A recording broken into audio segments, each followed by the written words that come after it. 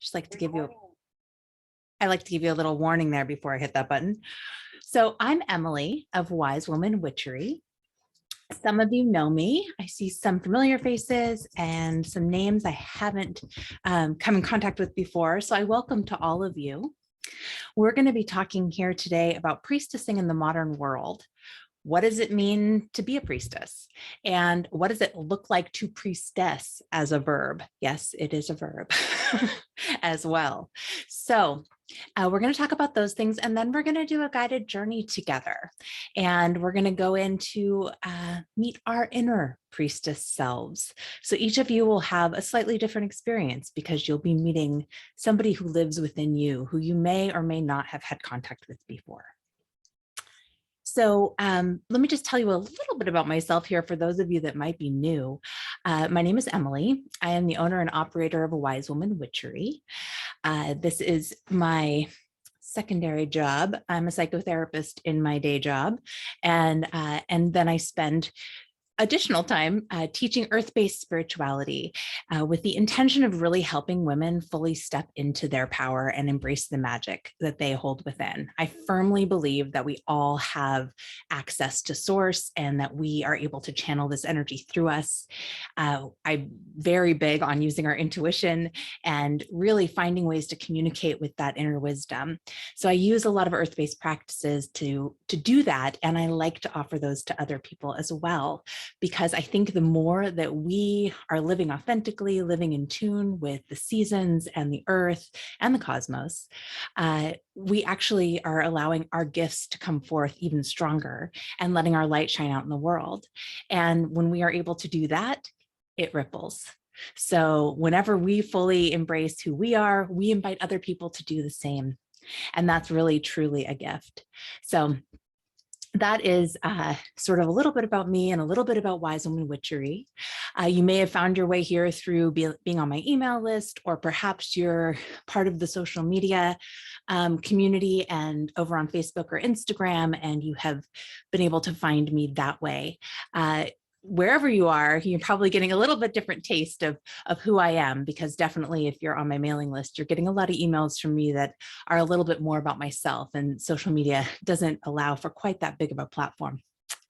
But either way, I'm just very glad you're here. So thank you for tuning in. I'm just slowly letting some people in who are coming in here at the end.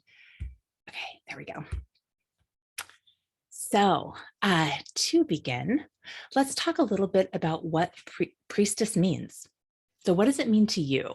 You might stop for a second and just ask yourself, what comes to mind when you think of the word priestess? You might even close your eyes for a minute and just notice when you think about the word priestess, where does your mind go? What images come to mind? Are you seeing ancient Greece or perhaps Avalon?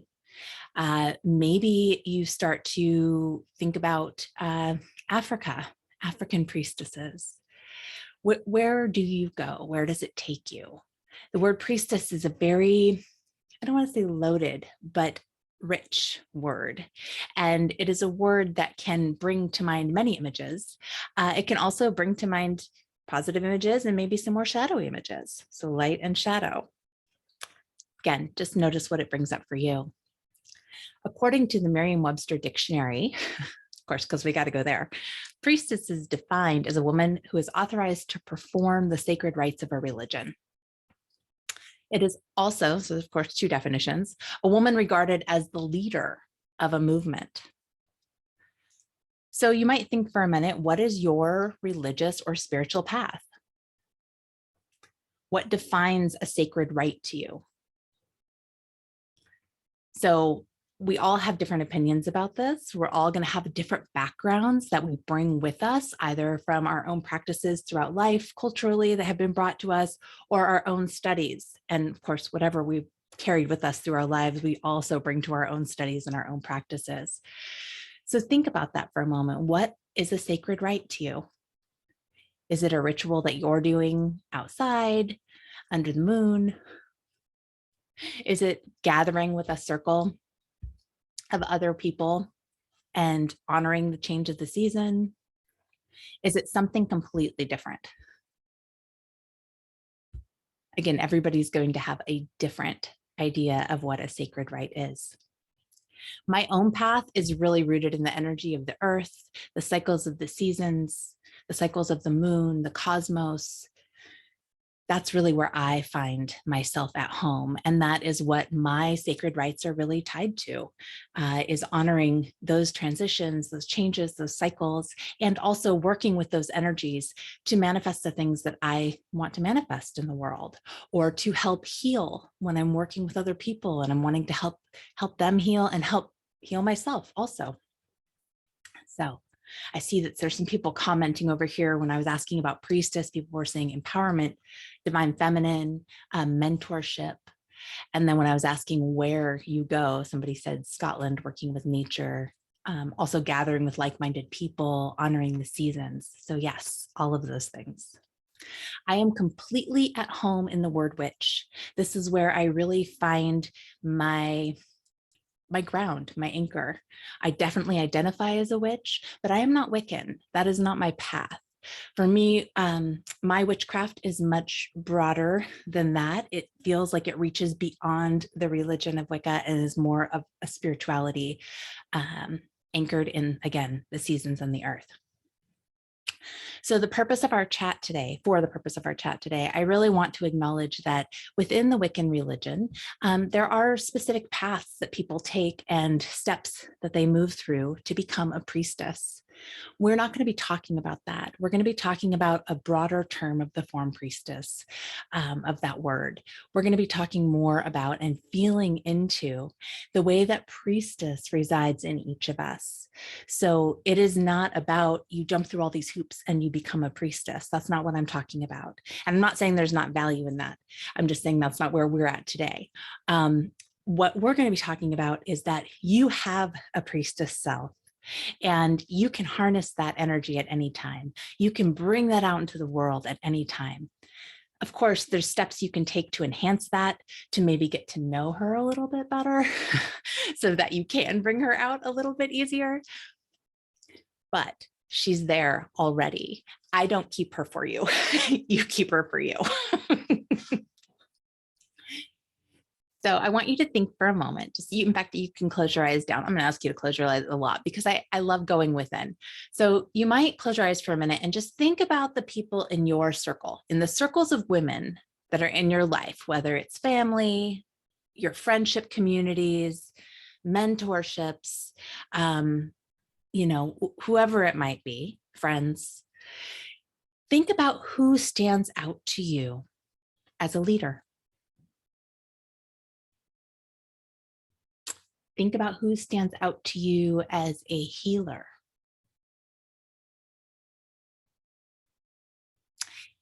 Think about who stands out to you as a seer.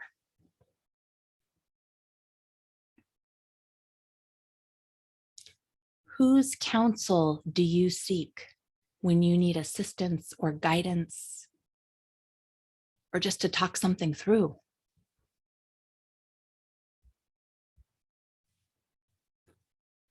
Just taking this moment here to really notice who these people are for you. Perhaps there's a common thread through all of them. Perhaps they're extremely different from each other. But my hunch is that each of them carries some type of confidence, some type of inner knowing that they radiate out.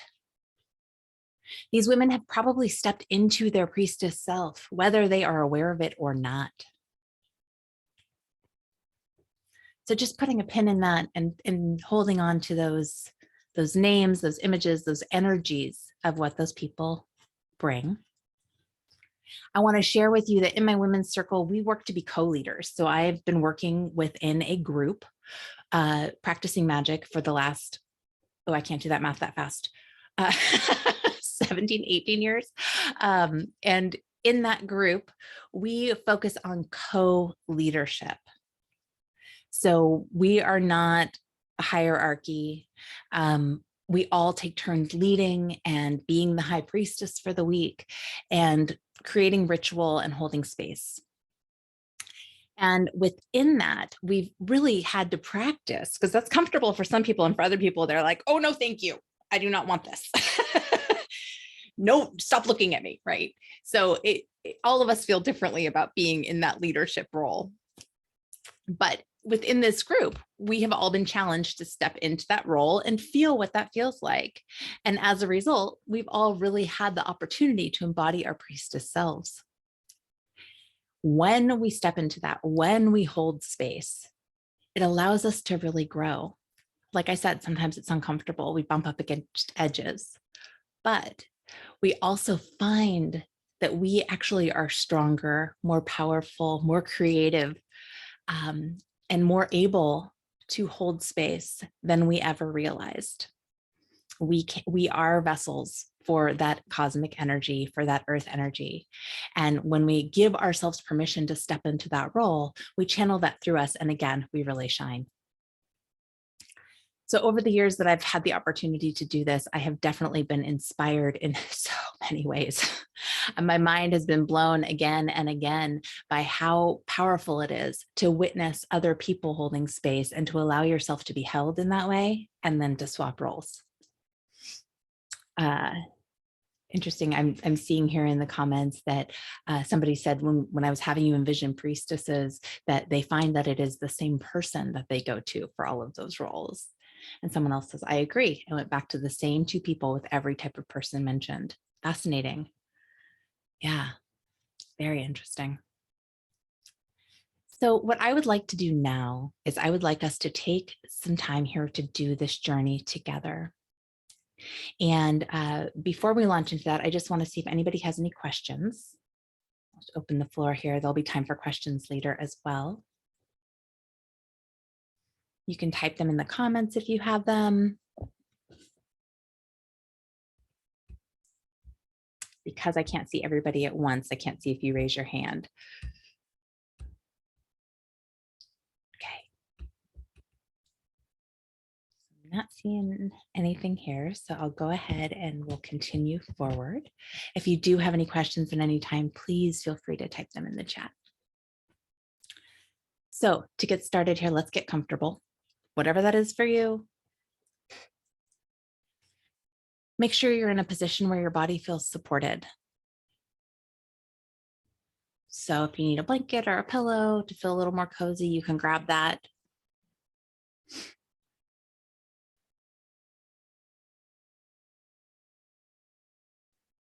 Pam's sharing here, as you guys are getting cozy, Pam's sharing here that she finds it present. She's very much a solitary spiritual being, and there is no one person to that I'm drawn to as a healer, leader, or seer. I need to figure out a way to meet up with people who carry the same beliefs. I seem to rely on the communities I'm involved in.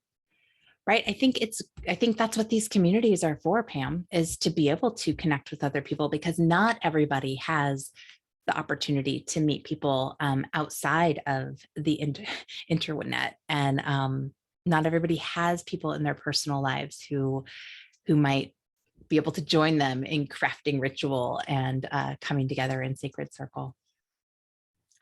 All right, so getting into our comfortable positions, we're going to close our eyes down, and I want to invite you to just take a big deep breath in and then sigh it out.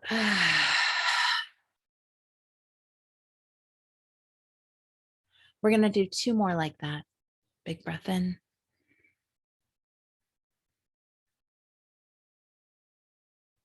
And let it go.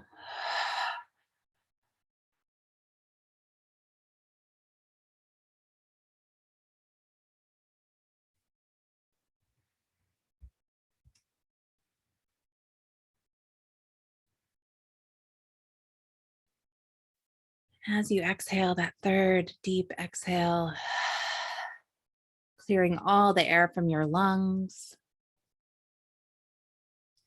You can just allow your body to move back into its natural breath rhythm. Your body knows just what to do here. Feel the movement of air in and out.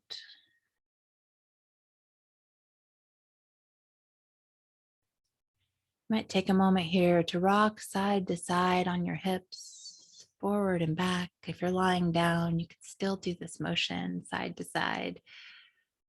Just finding that anchor point of your hips beneath you. Tuning into all the places your body is coming into contact with that which is supporting you.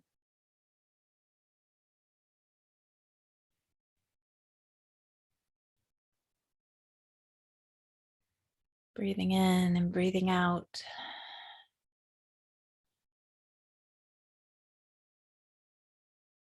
Perhaps beginning to notice that as you exhale, your limbs grow slightly more heavy. Your muscles let go.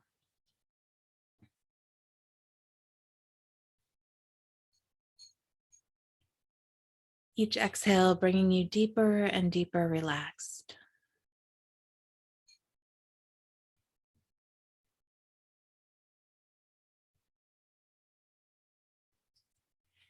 And then I'd like you to begin to expand your imagination by envisioning yourself standing upon a path. As you stand here on this path, take a moment to look around you. What is your path made of?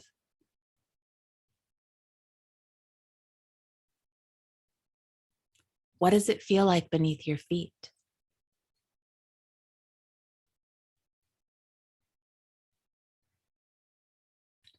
What is the landscape around you? Are there trees or rocks, meadows or stones, desert? What do you see?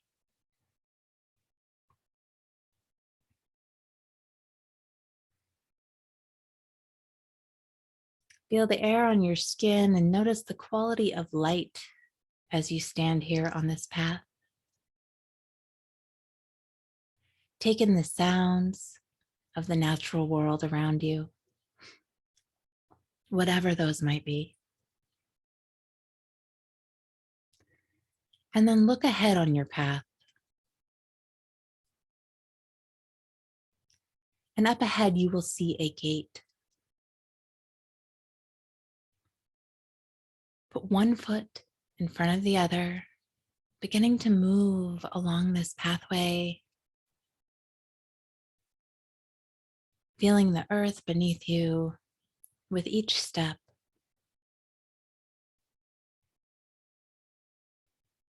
Feeling the air around you with each breath. One foot in front of the other. Moving closer and closer to this gate. And as you move closer, you will notice details emerging.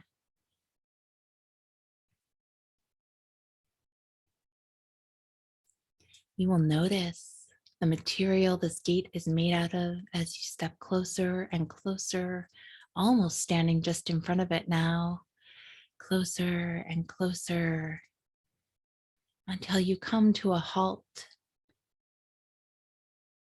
reaching out and running your fingers over the material this gate is made of, noticing the texture, the temperature, the color, taking in the shape and the size. Does it reach high overhead? Or is it lower to the ground?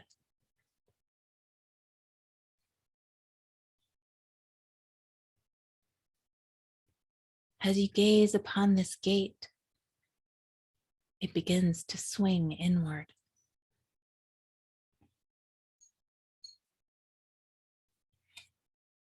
There is an attendant here at the gate, beckoning you across the threshold. You can feel the buzz that resides within. There is strong energy. And you step across this threshold And as your foot touches the earth, the power of this place vibrates through you.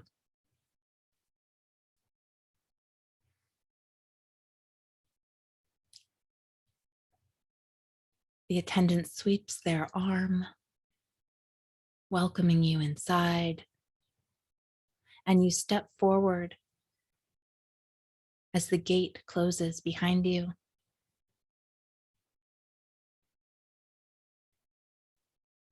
Pause here for a moment. Turn back and look at the gate and notice that there is a boundary. Perhaps it is a stone wall or a fence or a forest that stretches from either side of this gate, containing this sacred space that you have just entered.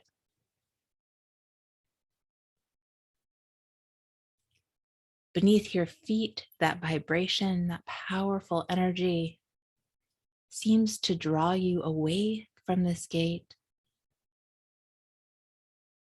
and along another path.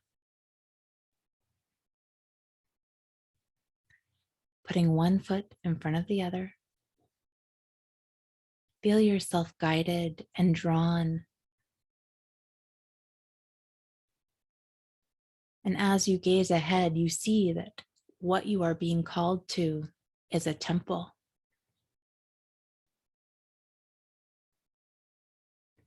What does your temple look like?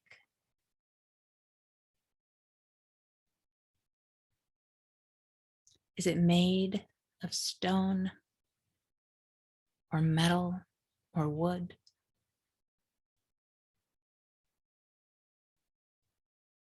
Is it crafted from the earth itself?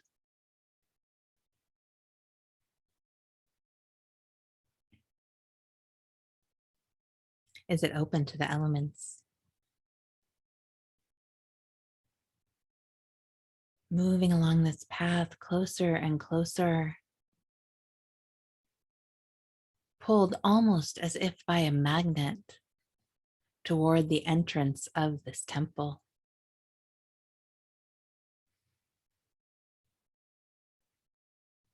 And you find yourself standing here before this door, this second threshold. And there is a woman here to meet you.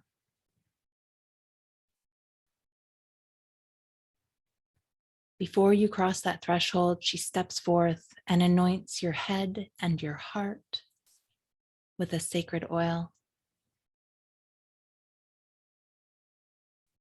And then she steps aside and beckons you through.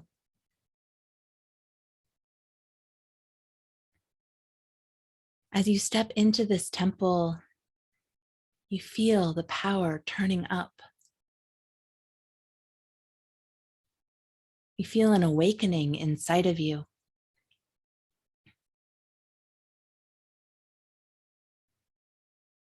You are awestruck by the energy of all of those who have come here before you.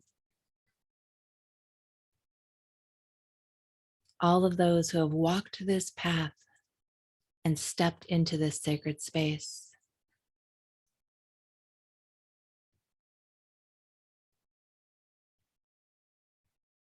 All of those who have come before and all of those who will come after. Their energy here circles.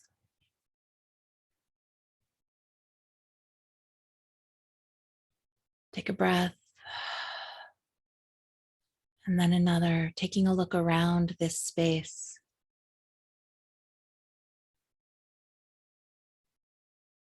You will notice that along one wall, there is an altar. And this altar is lit by so many candles, so many you can't even count. Flickering and bright. And the shadows of these candles and the light of these candles illuminate this entire room.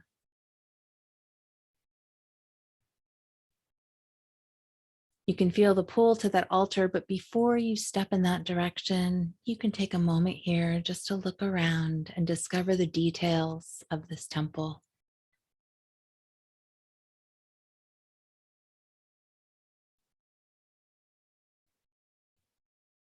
Breathing in and breathing out, noticing textures, materials, noticing if there are symbols, carvings,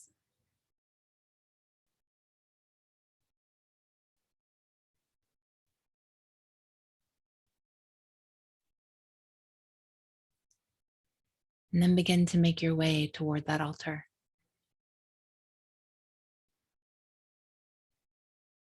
Just a few steps here to reach it. And you find yourself standing before all of these candles, so beautiful and brilliant. And you can see that between the candles are offerings that have been left by those that have come before.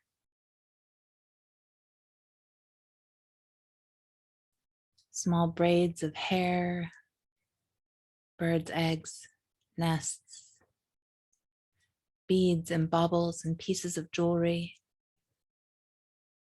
stones and crystals.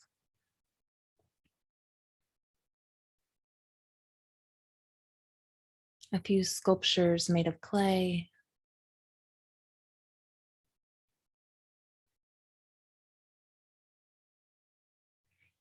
All of the intentions, all the gratitude that have been left here in these offerings vibrates off of this altar.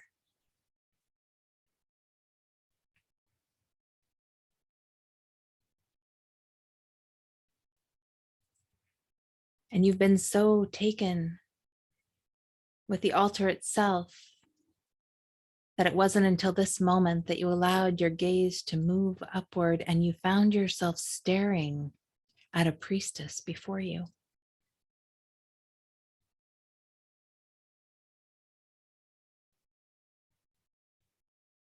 What does this priestess look like?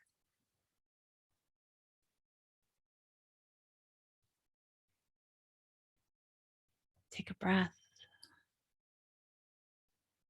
and then another. And as you gaze at this priestess before you, you begin to realize that you are staring into a mirror.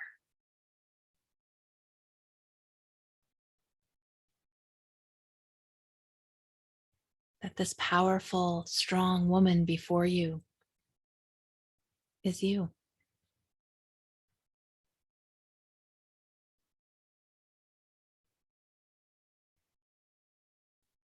Take in the details of this amazing priestess.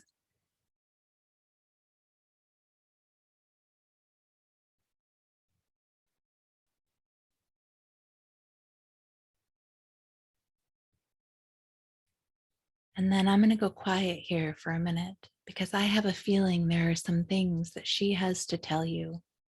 And perhaps there are some questions that you want to ask her.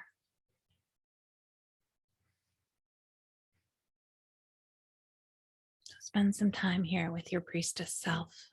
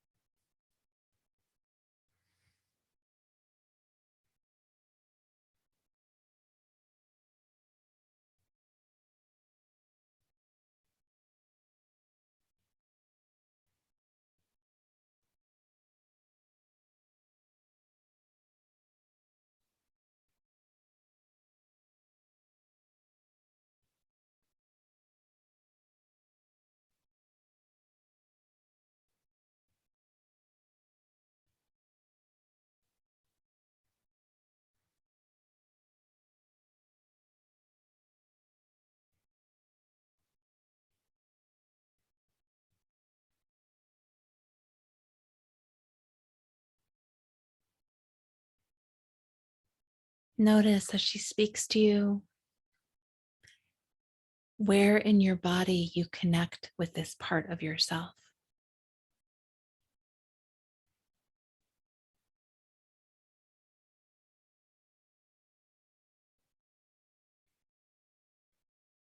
Notice how you feel when you see yourself in this way.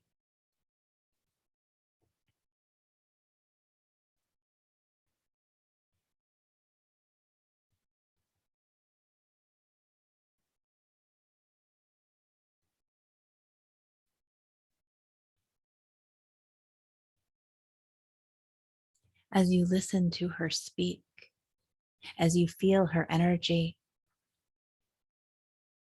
I invite you to ask yourself, how are you currently bringing these attributes into the world?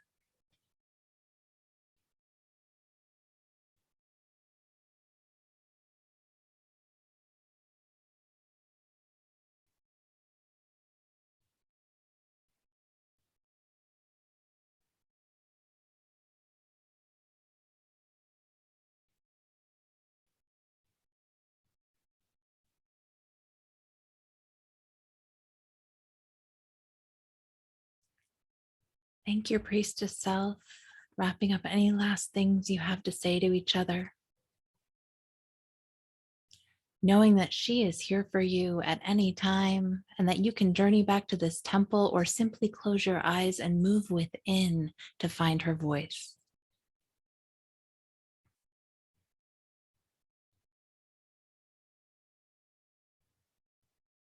And if you feel so called, you can leave an offering here on this altar to meld with the offerings of those that came before.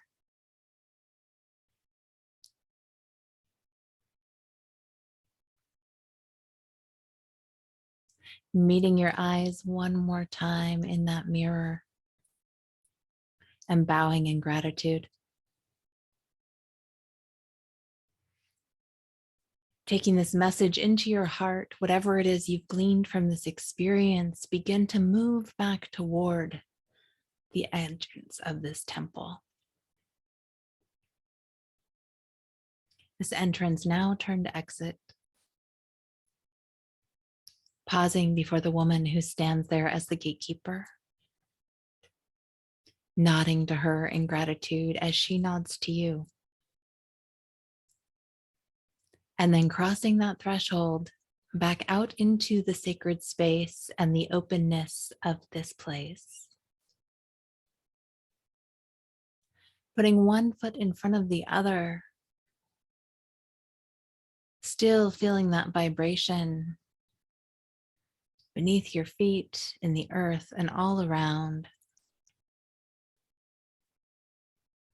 Moving back toward that gate that led you into this place. Step by step,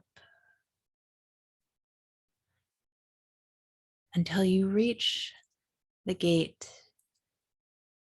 and this first gatekeeper opens it for you, bowing and gesturing across the threshold. And so you step out of this place for now, for this moment, knowing that it has left its mark and that you will always be able to find your way back. Stepping across that threshold and back onto that path, feeling the gate closing behind you, beginning to move along the path back toward your beginning place. Perhaps once again, taking in your surroundings, noticing the quality of the light, taking in those sounds.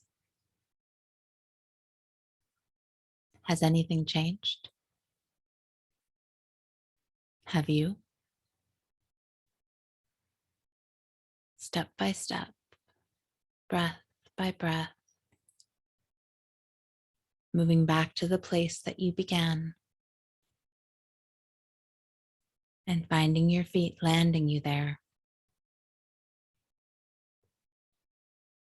And as you come to stillness in this realm of imagination,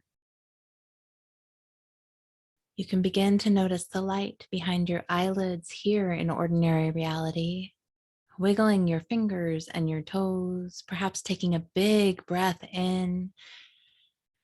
And as you exhale, you can flutter your eyes open, coming back to the here and the now, coming back to this circle.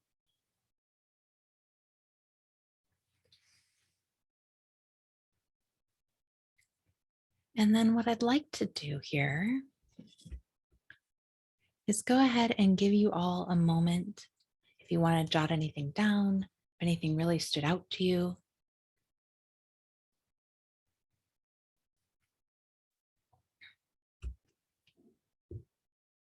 There we go.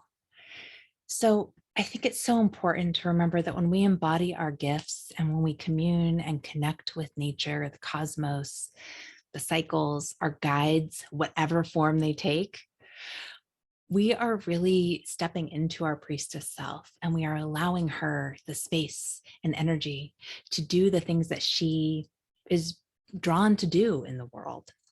We can bring our gifts out more fully. And you may be able to identify some of those gifts for yourself right now.